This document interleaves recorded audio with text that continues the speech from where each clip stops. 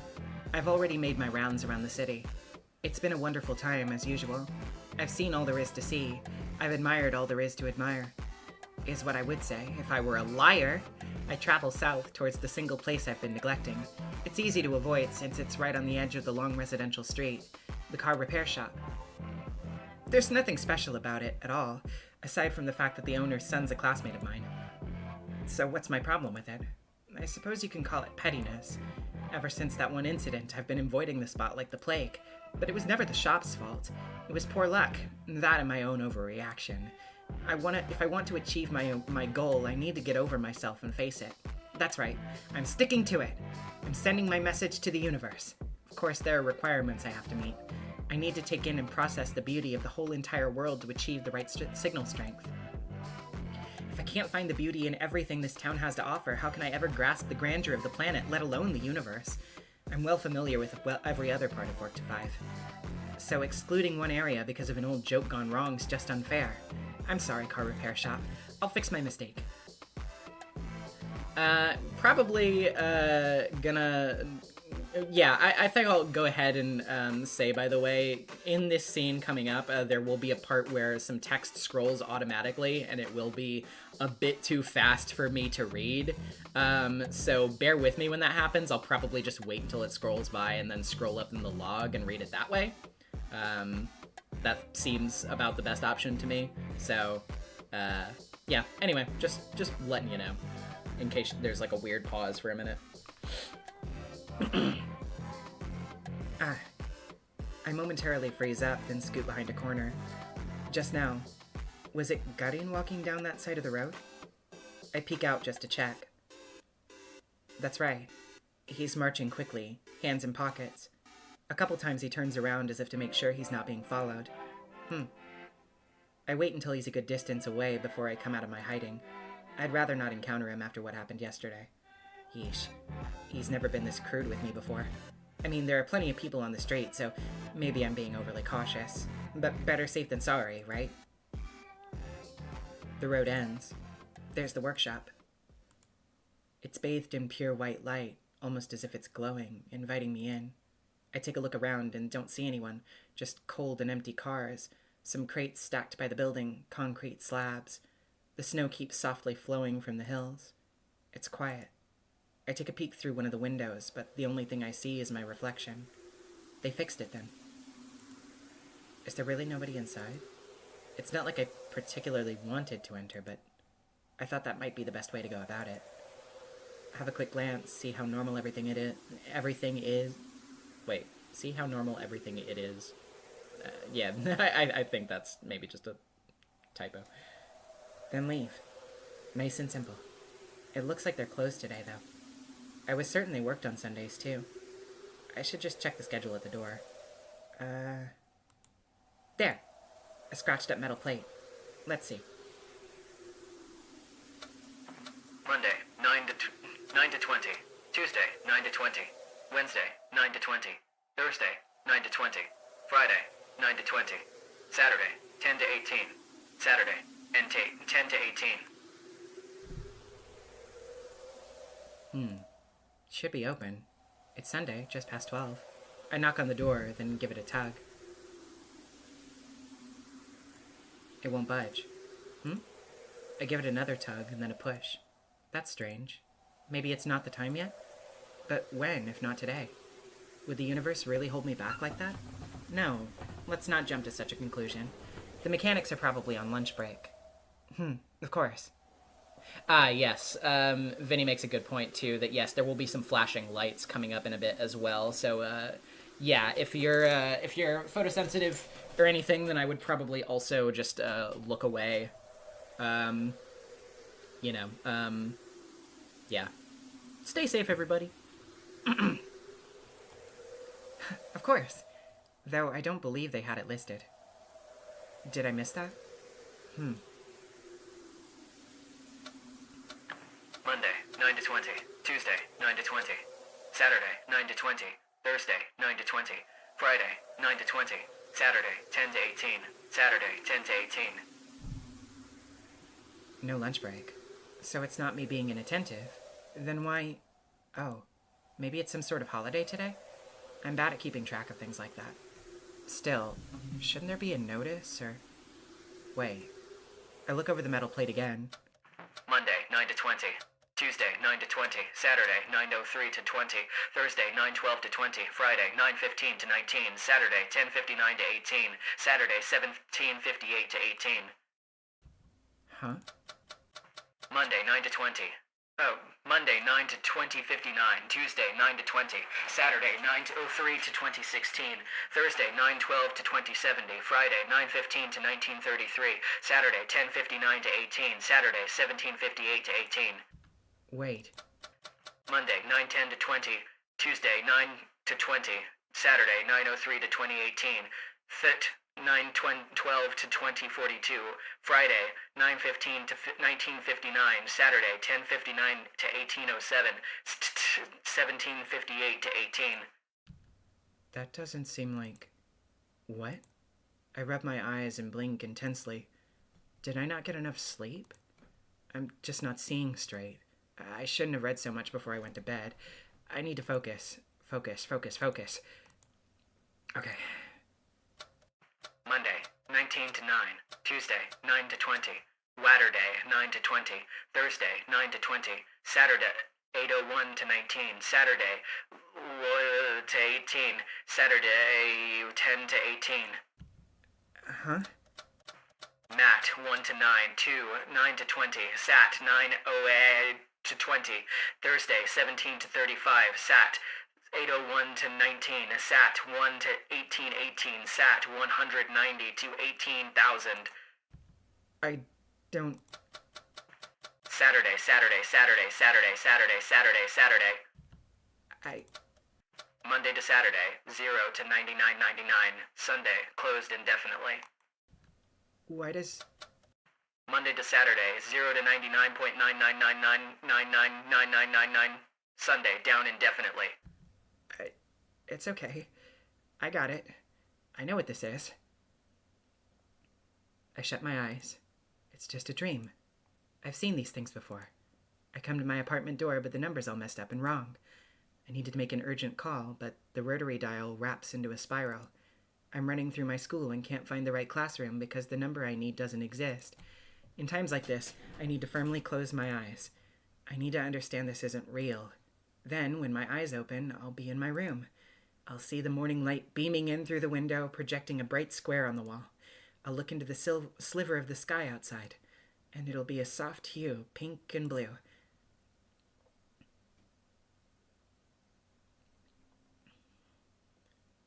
I open.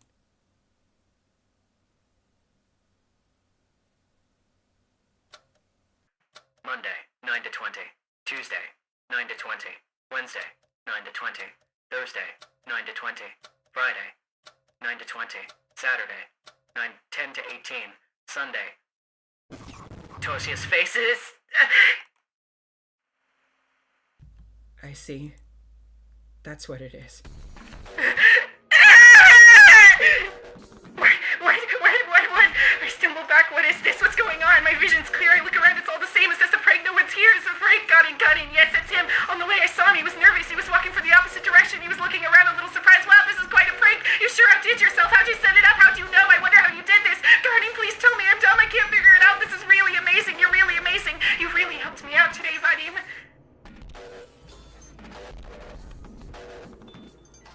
In case you wanted to see the rest of the text. My vision's clear. I look around. It's all the same. Is this a prank? There's no one here. Is this a prank? Is this a prank? Garin has played a lot of those on me. Garin. Yes, it's him. On the way here, I saw him walking from the opposite direction. He was nervous. He was walking from the opposite direction. He was walking from here. He was walking from here because he decided to play a prank on me. He was looking around because he set up a little surprise for me and didn't want to spoil the fun. Good thing I hid because otherwise it'd spoil the fun. Wow, this is quite a prank. You sure outdid yourself. How'd you set it up? How did you do this? How did you know, Garin? Tell me, how did you know? How did you know? I wonder how you did this, Garin. Please tell me. I'm dumb. I can't figure it out. You must be very smart. You must be shrewd. You must be tricky. That's really amazing. You're really amazing. It's amazing how I'm surrounded by people so smart. And yeah, you can't quite see it with the bar covered up. Hold on, I'll actually turn it off for this scene in particular so you can see the thing there in the corner. You've really helped me out today, Vadim.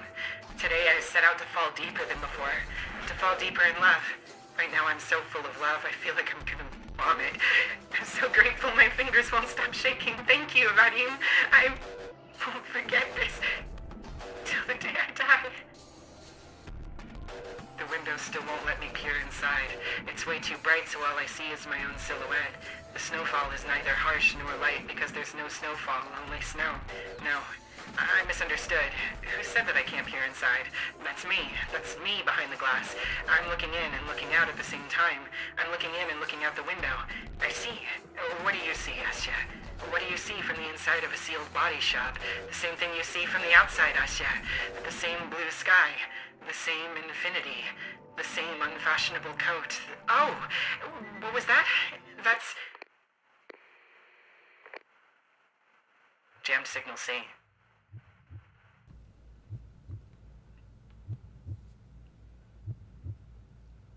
It smells of oil. The air is so thick I feel like I'm choking. It feels like I have to have grit under my nails. My hands are cold. It's dark. Am I covered in dirt? Everything's lined with sour dust, as if the void sticks to my skin and coats the inside of my mouth and lungs. It's almost enough to make me puke. Kuroi with the fucking harvester reference in the chat. Good. I caught that one. I knew what you were talking about. Come, take,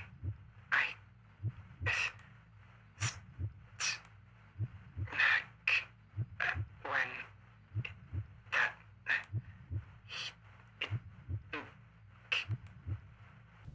What are they saying? Are they addressing me? Do they know that I'm here? Are they laughing? The voices have become completely unintelligible. The wall between us is becoming thicker by the second. I have to cry out to them. Maybe this time. Nothing comes out. Or does it? It's like my words collapse against the wall before they reach them. A wall. That's right, it's a dark metal wall. A closed door. A lock firmly shut. I've been banging against it, yelling all to no avail. My body's too soft. My words are too weak. My outline is too blurry. Of course I can't break through. I'm no more than a shadow. A dirty, dusty, grimy shadow that reeks of petroleum and sweat. Why is a shadow afraid of the dark? A raindrop shouldn't fear the ocean. A fragment shouldn't fear the whole. Perhaps it didn't know it was a shadow. It lived too long thinking it was something so much more solid. It believed the notion of agency existed in its world. What a naive little shadow that was. The time's come for it to face the truth. The blurry shadow slumps down, head against the wall. The voices are a muffled mess, but there's no need to pay it any mind. Soon the shadow won't have the ears to hear them with. Soon the shadow won't have to concern itself with anything. The smell of oil is sharp, but soon there won't be anything to smell it. The floor is cold, but soon there won't be anything to touch it. The pain is piercing, but soon there won't be anything to feel it. It's a good deal, isn't it? The shadow doesn't resist anymore. The void opens its maw. Get out! Huh? What? My head tilts upwards. A clear voice. So clear it's like the words were spoken right into my ear. Who? I spin around.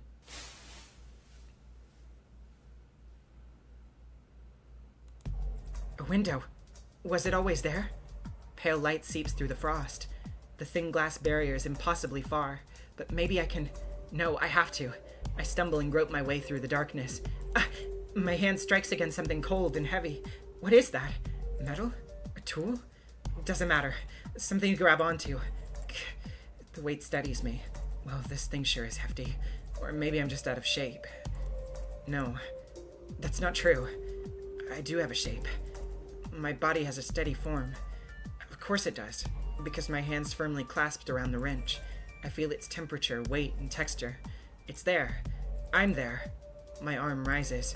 If this doesn't work, it's gonna be really embarrassing. Embarrassing? Who cares? You either do or don't. It's as simple as that. That's right. It's that simple. My arm swings down.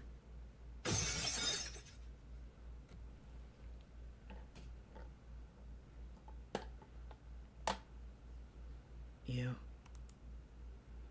Who are you?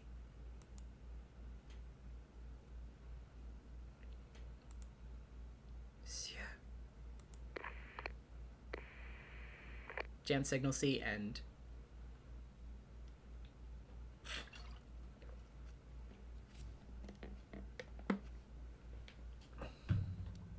By the way, if you were tabbed away for flashing light reasons, it's safe now. The scene's over. December 22nd. Man, the constant dark is making me depressed already. I hate this time of year. Is it that bad? It's not like there's no light at all. You call that light? It's dingy mist all afternoon. I feel like I got shoved into a smokestack. Can you go crazy from vitamin D deficiency? Do people die from that? I don't think so. And, personally I find it rather nice. Everything looks so gentle. It just makes me all moody. The guys made fun of me for that, can you imagine? Ain't it normal to feel down when you're not getting any sun? I've heard it's pretty common, yes. You wilt like a sad little flower. Exactly! You're so right! I'm a gentle rose freezing to death. I waste away, no photosynthesis, no water, no nothing. There. You'll get your sunlight soon. Not until the end of winter, I won't. Anyway, I wonder how we haven't run into you yesterday. I thought we'd see you by the library or something. Oh, I just went to the outskirts. It's really, serene out there. Serene, you say? Yes. It's a little dim right now, but it's very beautiful, too. I never thought of going there this time of year. Bit too cold for walks, you know? Yeah, I understand. But hey, maybe I'm missing something. Like the season's charm and all. Hey, maybe I'll tag along sometime. I could use a change of scenery. That would be great. Please do, whenever. Yay! Then count me in. You know, our recent hangouts have been kinda sucky. Oh. Not with you, with my friends. Some of them have had those stupid curfews now. Half of us have to be home by 7. 7? Can you believe that? Oh. Wow. Why now? Parents are worried because of Vera being gone. I mean, I get it, but it's been 4 days. Yeah.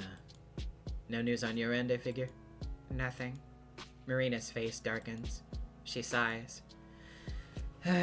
The adults organized a search party this weekend. Maybe you've heard? No. My dad was home. Mom, too. I see. Well, my brother went. And? She shakes her head. As expected. If the search party found anything, it'd already be the talk of the town.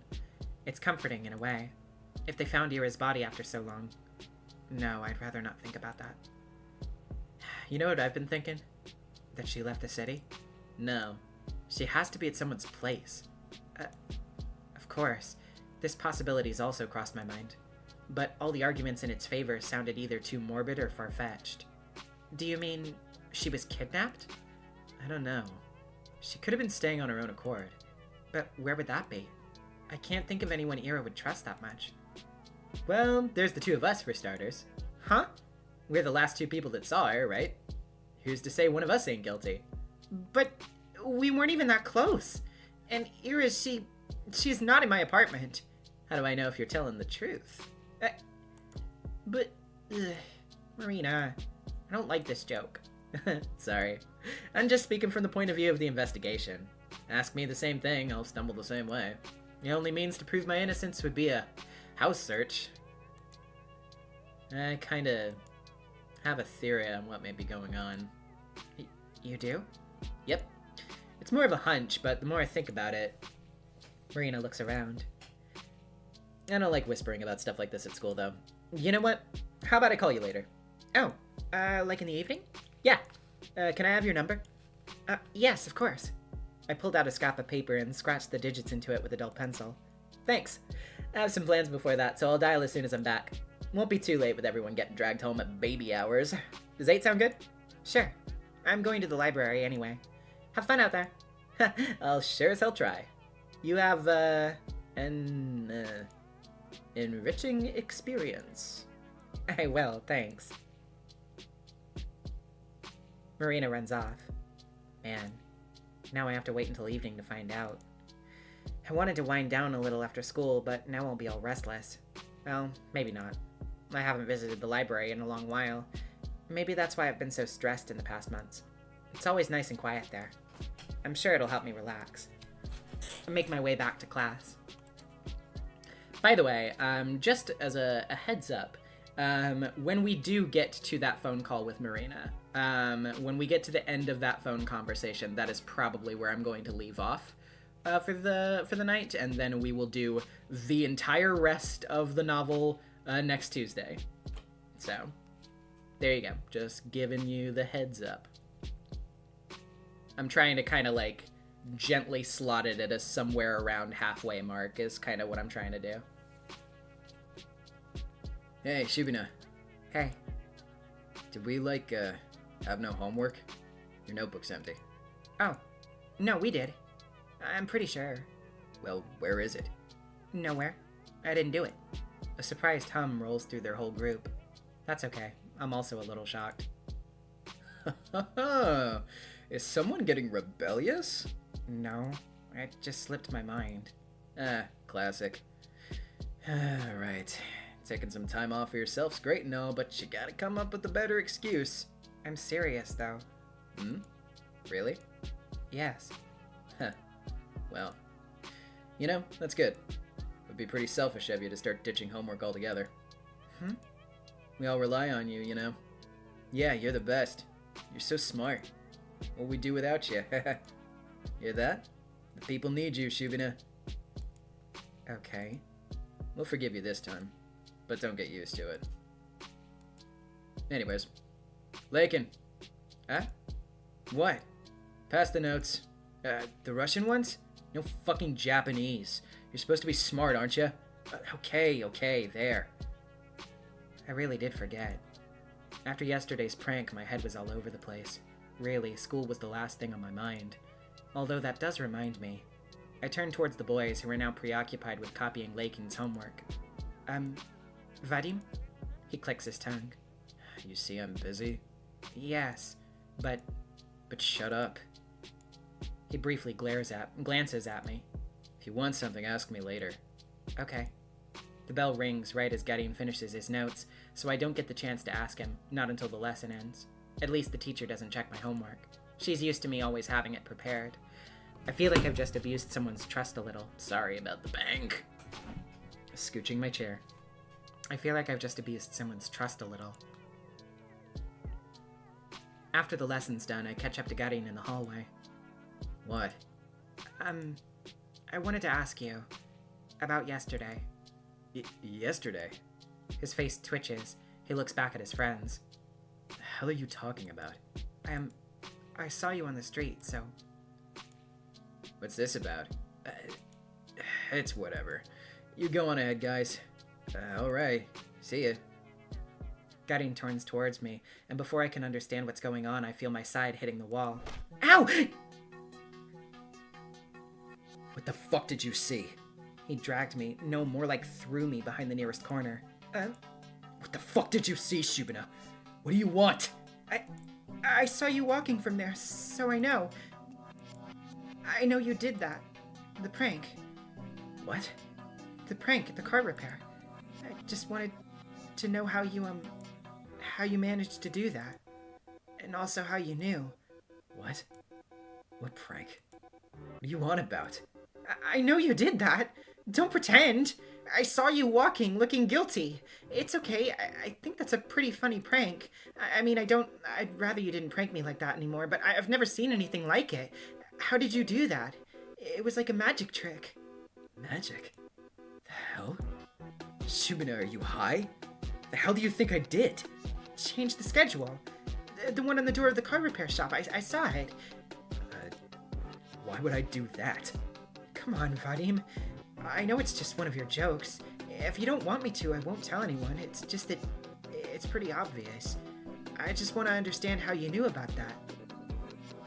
Gadim takes a step back, looking me up and down. Are you... did you have a weird dream or something? No! Why can't you just answer me? He sighs, then runs a hand through his hair. I know you don't get out much, but stores change their working hours all the time. It's freaking normal. No, not like that. It's not about the hours. I want to know, how did you know that I'd be going there? How did you know about Tosia? He stares at me as if he's so confused, as if he doesn't get it. But I know he does. He's just pretending not to for some reason. Garin's afraid he'll get in trouble for messing up the metal plate. Duh, of course. That has to be it. He really didn't think this one through, did he? Okay, I don't know what happened, but you're talking nonsense. He turns away. Thanks for wasting my time, I guess. He's leaving. He's going back to the hallway. No, he can't go. Wait! I grab onto his sleeve. He shakes me off. Damn it, get off of me! I said I have no clue what you're babbling about! But Tosia's... I don't know any fucking Tosias! He walks off hastily as if I were contagious. Why? This doesn't make any sense. Garin's never had any issue admitting to a prank. Didn't he take pride in pulling them off? So if he's managed something so elaborate, shouldn't he brag about it to the boys? Why is he so dead set on playing dumb? It sure seemed like he had something in mind when I mentioned seeing him across the street. So it's not like I made anything up. Even if he's scared of being charged for defacing the timetable, he's going a bit overboard with the whole Oblivious Act, isn't he? No. Maybe I'm looking at this from the wrong angle. I'm being too cynical. I'm expecting too little of this kind, beautiful world. Garin might not be thinking about himself at all. I didn't even consider this possibility. But what if what he's feeling isn't fear? What if it's regret? It's never happened before. He's never been one to show remorse, and why should he?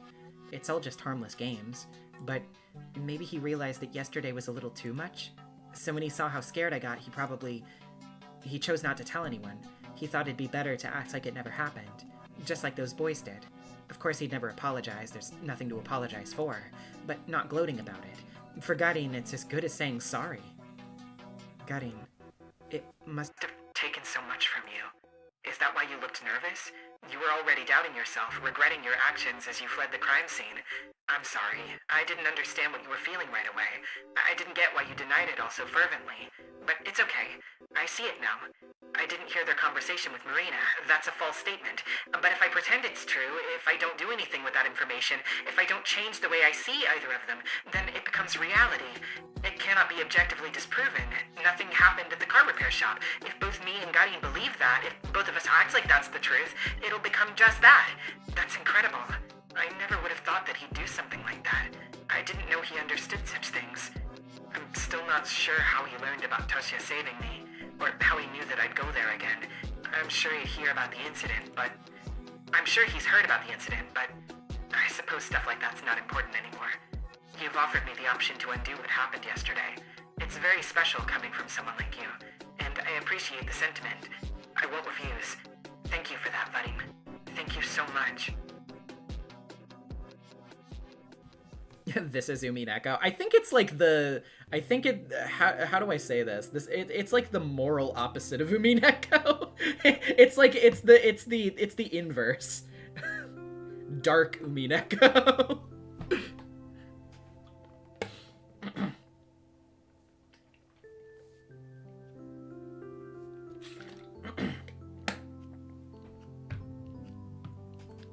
The town library. It feels like it's been ages since I last visited here. Objectively, it's very small. My mind involuntarily compares it to the Lenin Library in Moscow. I was so blown away by its sheer size during our 6th grade field trip. In contrast, this tiny reading hall borders on being claustrophobic. Its walls are the same shade of green as the school cafeteria or the corridor of a children's clinic. And yet, I still feel right at home. The book selection isn't huge, and I've read through pretty much everything I was interested in multiple times. But it's a quality over quantity kind of thing. We have some wonderful editions of the classics. I've heard most small-town libraries get low-quality prints, so I suppose that's where our closed-town privilege comes in. I wonder if the same applies to cinema. I'm too shy to watch movies all alone, so I don't know a lot about the local lineup. I should ask Marina about that. Asinka! Long time no see! Where have you been, sweetheart? Hello, Lilia Ivanova. Lilia Ivanovna. I'm sorry, I've been going out more. Oh, that's lovely. Don't apologize. I always said a young girl like you shouldn't spend all her days cramped up in here. But I like being cramped up in here. I missed it. Lilia Ivanovna smiles. She is the librarian. It's not that we're particularly close. We just exchange some pleasantries whenever I come by. So I don't expect her to be happy to see me again. I suppose she doesn't get too many visitors. I feel a pang of guilt deep down in my chest. Actually, do you have, Angelique by Anne Golan?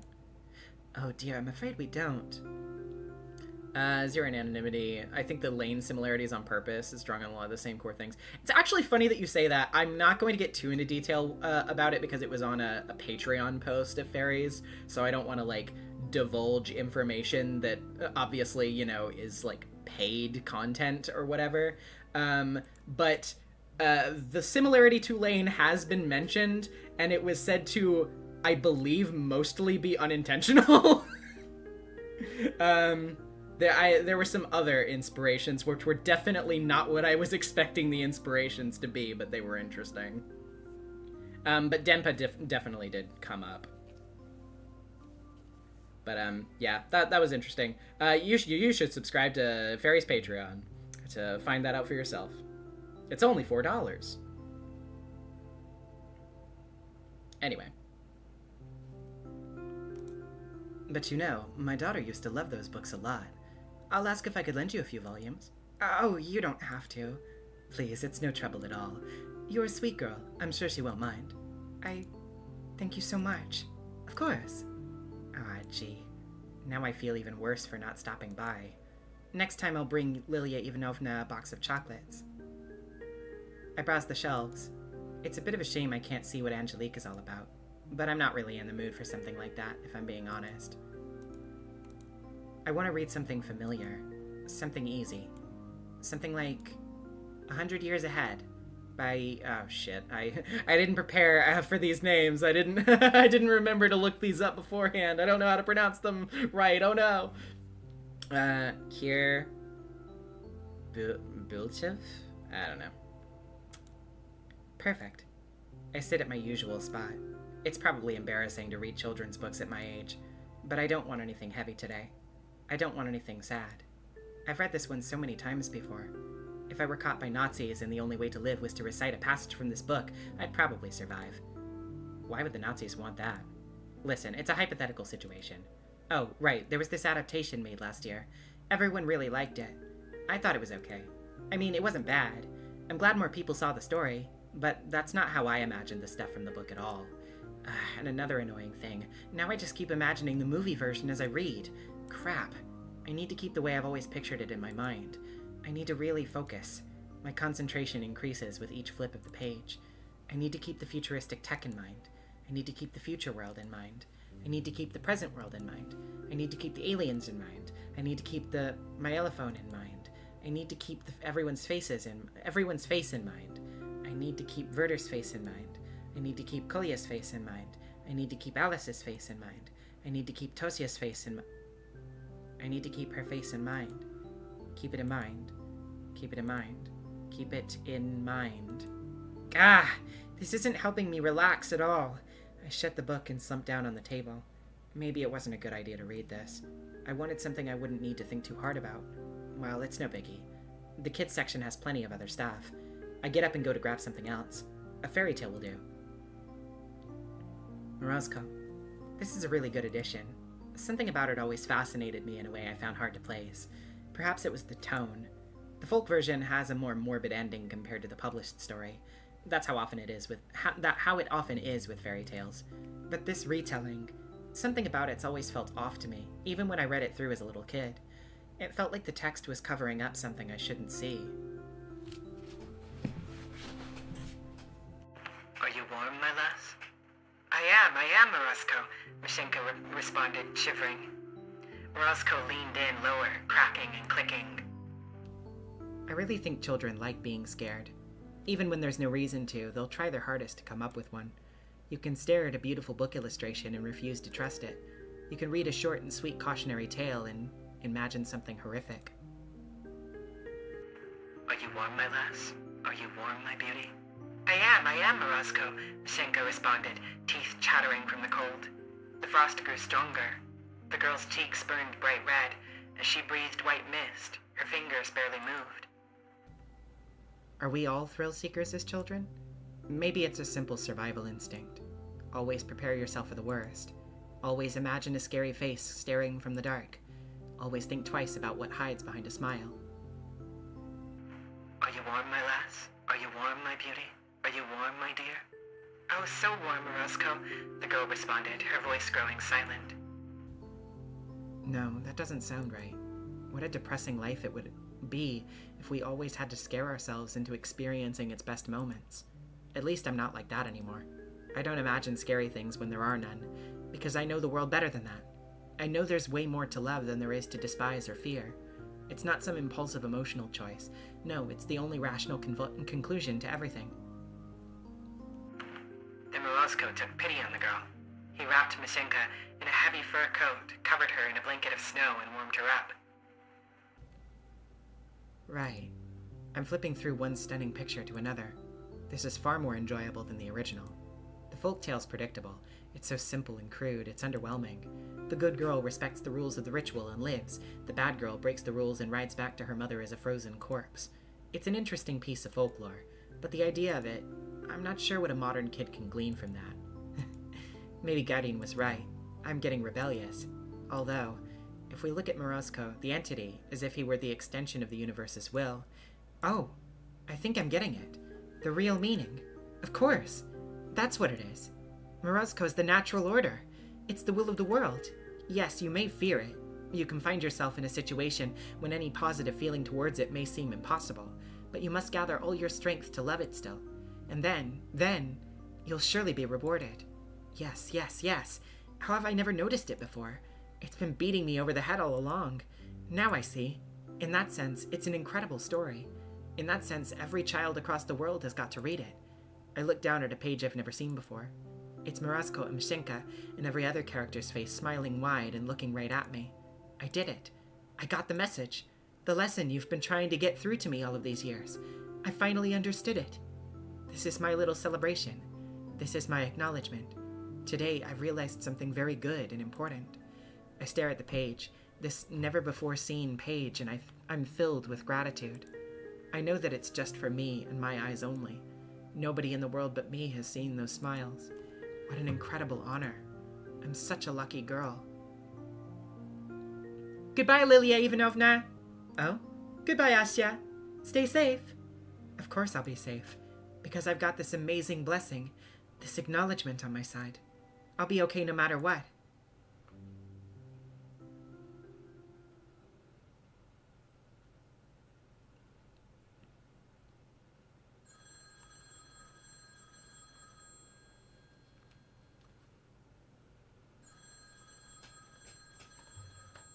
Sip water before we start the phone conversation.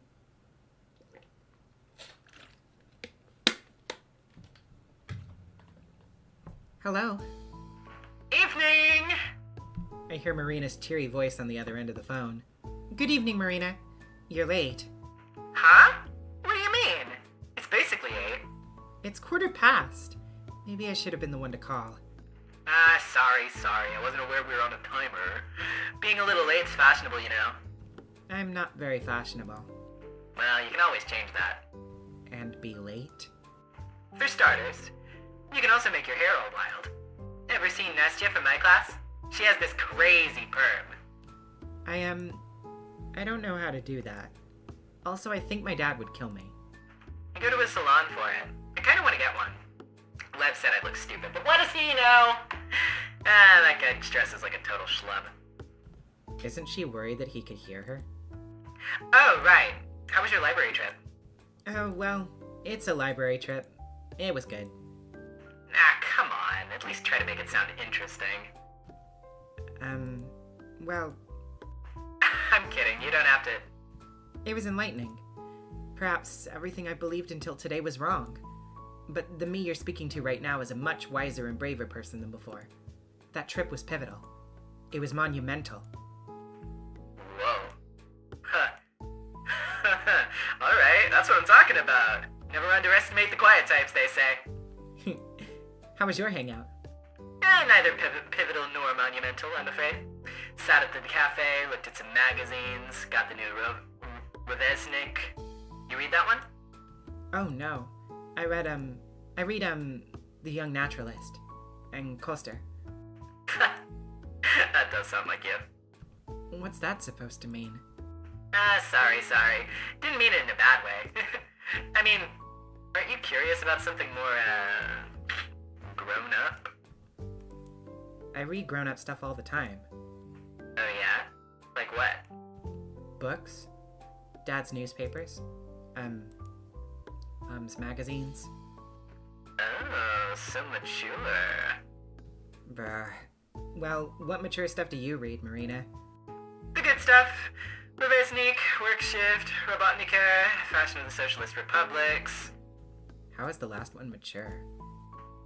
You know what, Asuka? I gotta lend you some of those. You'll love them. Eh? I don't know. I'm not really into... No, I'm serious. You're gonna love Work Shift. They had this crazy story about a drug dealer last month. You have to check it out. There was one about a foreign prostitute or something a couple issues ago, too. I'll go look for it. Those do sound really interesting. Alright. I'm not sure my dad will like me reading that, though. That's so. Well, then we can read together. Really? Yeah, I'll bring some this week. Okay. To be quite honest, I've been curious about those publications for a while. Last year, I even bought myself an issue of Rovesnik. I read all of it in one sitting. But then Dad found out and, well, it wasn't worth it. I guess I could just buy the issue and read through them right away. Then, I could throw them away, but that sounds really wasteful. Oh, maybe I could donate them to the library? That's not a bad idea. That's not a bad idea at all. Although if Marina will share her magazines with me, I might as well save my allowance. Right, so, let's get back on topic. Hmm? The reason I called you. Yes. There's a long pause on the other end of the phone. Almost as if Marina was bracing herself. Remember our talk about Ira's condition? Of course. Of course. Well, here's the thing. I told you how Ira can get into these states when she isn't quite there. Usually she could snap out of those. It took some time, maybe a couple minutes, maybe even hours, but she got over it. And as time went on, it grew more and more difficult. The treatment helped. The pills acted as stabilizers. So it was like the pits in her mind became more shallow. They still formed, but they became easier to manage, easier to climb from. And when Ira stopped taking them, it was like being dropped right in the middle of a canyon. Marina paused. The way she'd spoke sounded as if she had to force out every word, made worse by the muffled receiver. And that's just half the problem. There's more? When you stay in that state for too long, you begin to deteriorate. Huh? The human brain isn't made to handle that sort of stress. So as a result, our consciousness, our higher functions start to decay. What? In other words, we gradually lose what makes us human. I don't know if it's irreversible, but from all I've heard, that's how it is. I feel a cold lump in my throat. Higher functions deteriorating? Losing what makes us human? Just what the hell kind of illness is that? When we saw Ira that day, it seemed like she had been out of it for hours. So there's a high chance that if she didn't snap out of it soon after, her consciousness began to fall apart. But here's the thing. She couldn't have run off in such a state. Finding a place to hide would also be extremely difficult. She wouldn't be capable of coming up with a covert hiding spot. At least not anything that multiple search parties would have managed to overlook. So what do you think she did? She went home. Eh? You know how walking home can kind of feel like autopilot? It's not something you need to actively think about. So even if Ira became completely dazed, it's very possible she still found her way home. Although it must have taken her a while. I don't get it. She was declared missing that same evening. If she came back, why would they file the report? I think they really did believe she disappeared. I told you, it could have taken her a very long time. Hours even. Ira's mind was in tangles. She likely had no clue how long it took. So, what you're saying is, Ira's parents filed a missing report when she didn't come home as usual. That was probably late at night. Yeah, the report was filed sometime after 23. Mm-hmm. Then, after they called the police, Ira returned. Yep. So why wouldn't they call off the report? She sighs. Well, that's the nasty part. Hmm? Let's say Ira showed up a couple hours later. At 1, maybe 2, something like that. Consider the state she'd be in by that point. Consider how Ira kept her conditions secret. How she avoided both her home and public places. For all we know, it was her parents' first time seeing her like that. And if it was in that extreme of a state, head hanging low, blabbering nonsense, legs unstable, well, at first they probably thought she was drunk or high. They screamed at her, demanded to know what she was doing, where, with whom, but then they'd stop. They'd realize something was wrong. Maybe they'd feel it in their gut. Something about the way she slumped against the chair, or the way she kept muttering nonsense, or the way that her eyes seemed both glazed over and alert at the same time. It had to be unsettling. No, more like really freaking scary. So, they might have panicked. Panicked? Well, maybe that's the wrong word. They tried to be rational. A panicked kind of rational. Do you remember our talk at the cafe? Yes. Their family has a reputation to uphold. Whatever remains of it, at least. Their daughter's already the problem child, the difficult, the unstable one of the bunch. What do you think people would say to Ira coming home looking like she shot up God knows what substance? Or better yet, returning way past midnight mumbling like a lunatic? You're not saying that... I'm saying that it'd be inconvenient.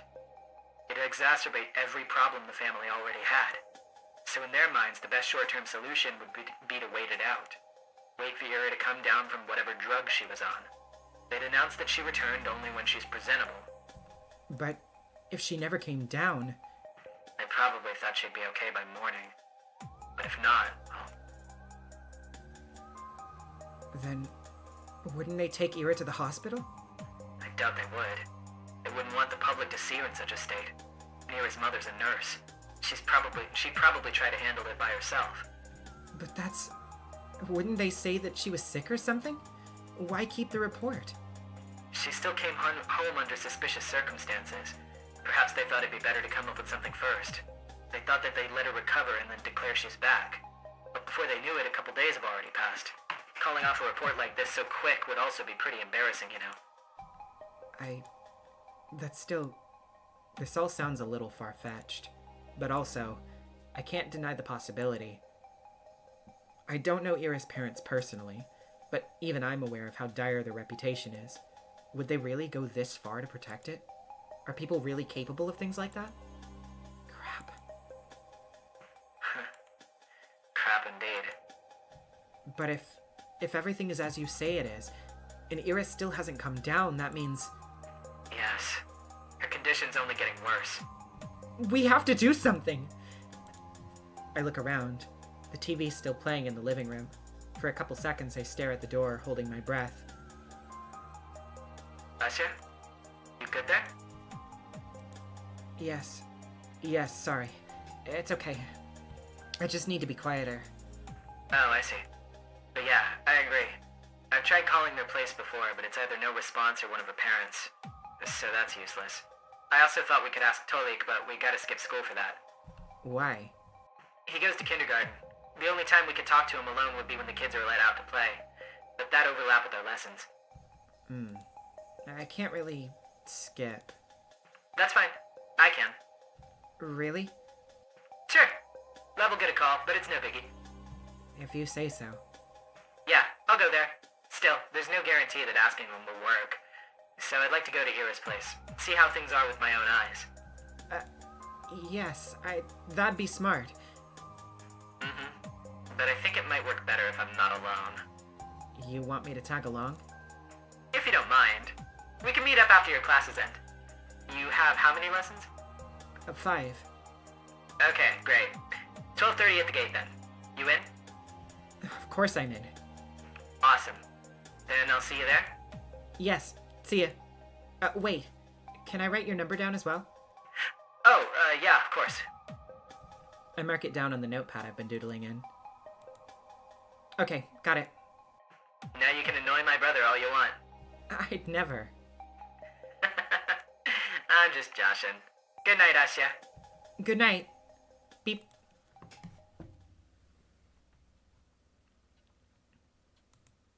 The handset gently clicks against the cradle. I'm home again. The clock's softly ticking from the hallway. The TV continues to mutter from the living room. I look down at the shapes I've scribbled absent-mindedly during our conversation. The cross-hatching got really dense in parts. I don't remember focusing that much. I don't think I was meaning to draw anything. I don't think I was, yet. When I look at this shape more closely, when I scan its dark, blurry outline, my eyes glide over its hunched back, then down the wave of hair, then deeper, closer towards where its face is meant to be. The shadows shrouding it are much too heavy. There's just one thing my mind can parse. Two things. I smile as Ira's frightened eyes are locked with mine. I miss you. I really, really miss you.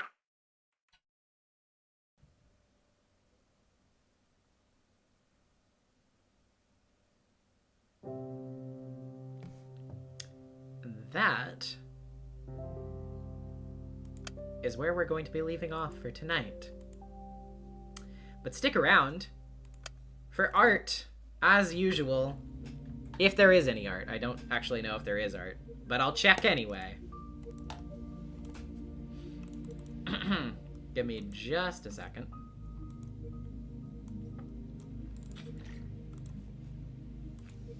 But yeah, that's half of Z.A.T.O. I hope you've been enjoying it so far. I really, really like it. And I was very eager to share it with everybody, considering it's so short.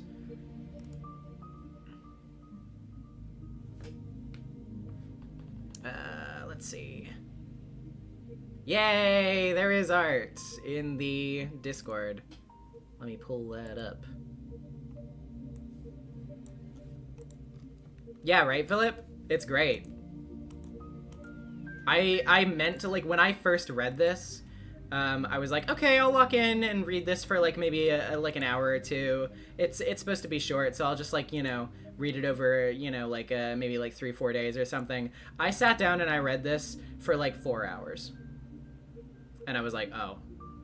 Oops. Oops.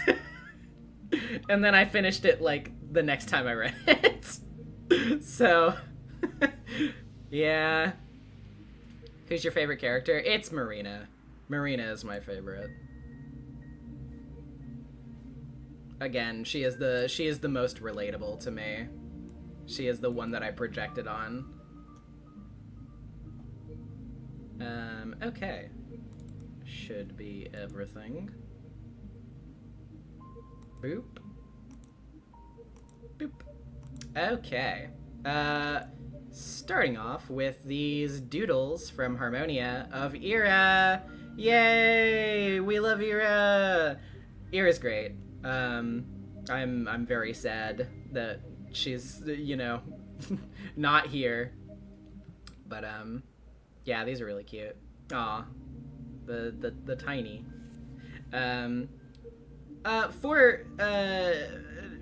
Just wanted to say too, I'm the coolest guy alive. It's okay if you missed the early parts of the stream, because all of my VODs are still preserved in my live tab even after after the streams are over. So if you do want to go listen to that stuff, it will be there. Like right after this ends, it'll be there. So no worries. But yeah, really, really good. Ira's Harmonia. Really like this. Moving on to this this meme by Deathbird. Is this Higanbana no Saku Yoruni? Honestly, yeah, from what I know about Higanbana, I can definitely see the vibe. Certainly.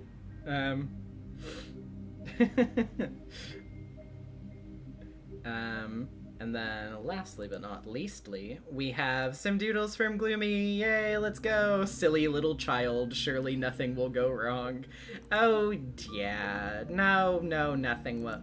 Asya's fine. It's good. She's so cute, though. You did a very good job with these. We love Asya. One can only ever imagine Asya happy. Oh man. Jeez. Oh gosh. But yeah, really, really good Asyas. Gloomy. And also, I did look at the thing that you sent me earlier, by the way. I didn't get to comment on it because I was in the middle of streaming, but yeah, it looks so cool. But I'll talk to you about that later. Good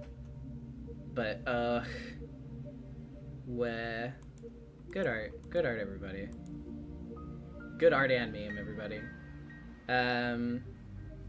Yeah. As much as I would love to just, like, keep going with this, I did figure that, like, I wasn't going to be able to obviously do, like, the whole thing in one sitting. That'd be, like, a little bit too much for me. But also, if I kept going past the point that we stopped, then it would end up making, like, the next one really short. So it's just, like, you know, kind of had to find a happy middle ground of, like, okay, where can I stop where it's, like, there'll still be, like, a decent bit of meat to go through whenever we do it next Tuesday. But, you know, that's how it be. But I hope you've enjoyed this first half of Z.A.T.O. I love this game to pieces. It is definitely one of my favorite things that I've engaged with this year, and you should absolutely go download it if you haven't already, because, again, it is free on Steam and Itch.io. Just look it up there. And the only thing that is paid content is there is a little digital, like, art compendium thing of, like, some art assets and stuff that were made by the author. And they're really cool and cute, and you should definitely pay the, like, $4 I think it is to get it. It's very cheap. And you also get the free royalty-free soundtrack included with it as well if you want to do that. So there's literally no reason not to. Although I think the soundtrack thing is only on the Itch.io page. It's free though, so it's not like, you know, it's not like it's hard to get or anything. But yeah, I don't think there's anything else to mention. Obviously, we have Fate stream on Friday, starting Heaven's Feel. That'll be exciting. The next Z.A.T.O, all the rest of Z.A.T.O will be on the 9th, and then another Fate on the 12th, and then after that, I will be gone. I will be MIA for the rest of December.